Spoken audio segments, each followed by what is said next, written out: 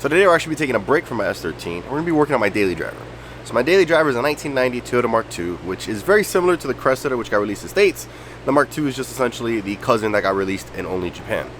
And well, we're going to be converting the rear of it from its blown struts with cut springs to, well, S13 coilover. Getting your car a little bit lower is always a great way to make it look right. Especially if you're going for a little bit of an OEM Plus kind of look, you can put some R32 wheels, lower a little bit and it looks right.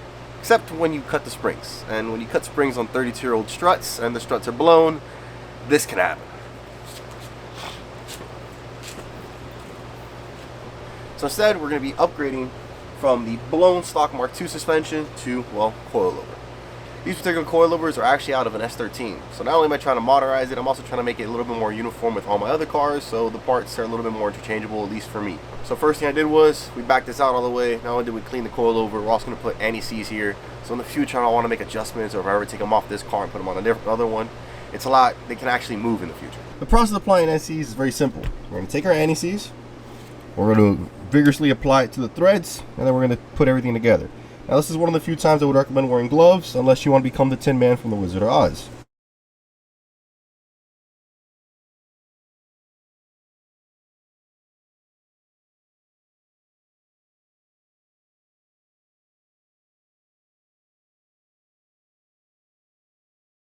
As with any project, let's jack this car up, let's take off the wheel, and let's see how hard this is actually going to be.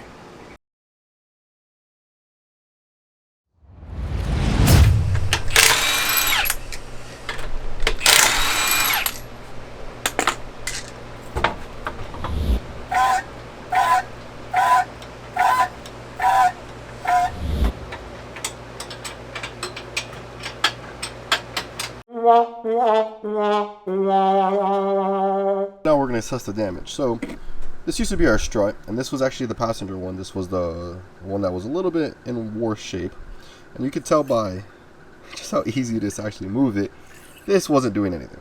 So now, as a part of the next process, we're going to be taking the stock Mark II top hat, and we're going to be converting it into a top hat that's going to fit the coilover.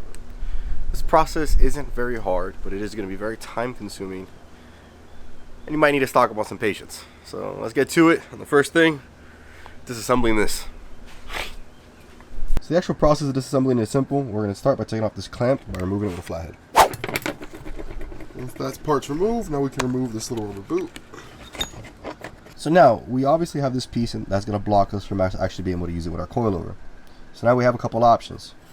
We can drill out all these spot welds. We can file them down, which this is very thick metal, so that's going to take a while.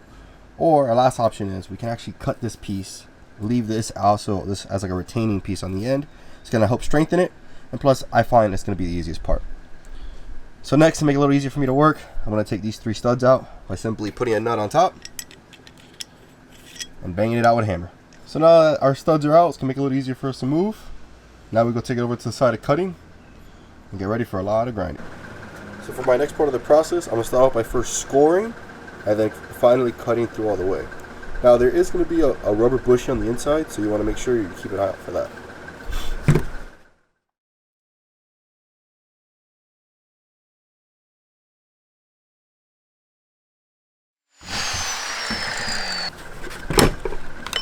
For this part, it's pretty easy. Just shove a screwdriver down the center and smack it on the floor.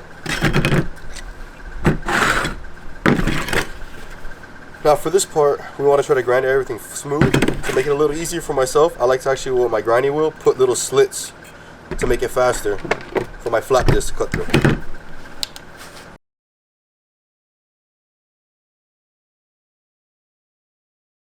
Unfortunately, my battery had died, but we completed grinding down this entire edge until everything was smooth, as well as we went to the top. Now originally there used to be a slight indentation here, and that was actually preventing this hole was just a little too small for the coilover. So all we did, we just grinded the entire indentation out, and what that does is now that makes the metal really thin on the inside, and now I can come with the Dremel and we can enlarge the hole with the Dremel and get just a nice tight fit. So now I'm going to take my spacer, I'm going to make sure it's centered, and I'm going to see where one bolt lines. We're going to mark it, drill it out, and then see where the other one's going to line up. So now that I have my first hole marked out, I can easily now just see where the other one's going to lay.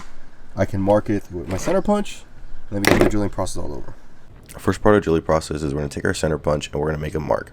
This does one of two things. The first thing is it gives us a visual indicator exactly where we want to drill.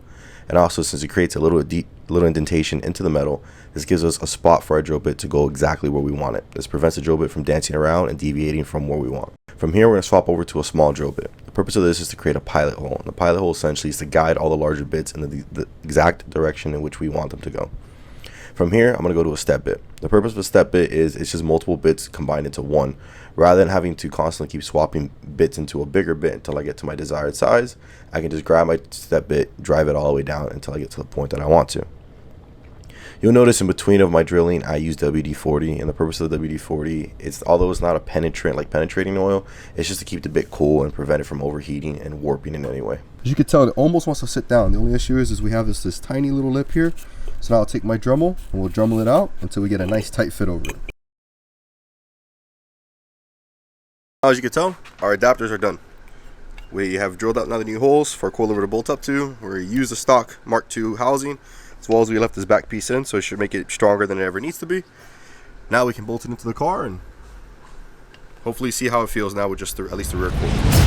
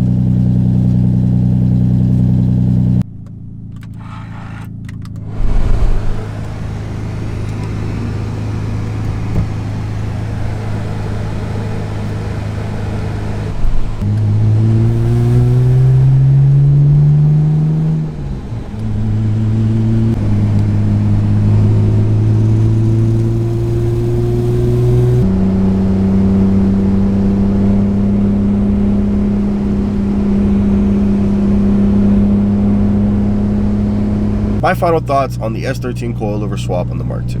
The physical act of actually doing it is really simple, and it wasn't really much harder than swapping normal coilovers as is. Now, you can definitely put a Cressida rear coilover and it'll bolt right in and it'll have the correct top hat.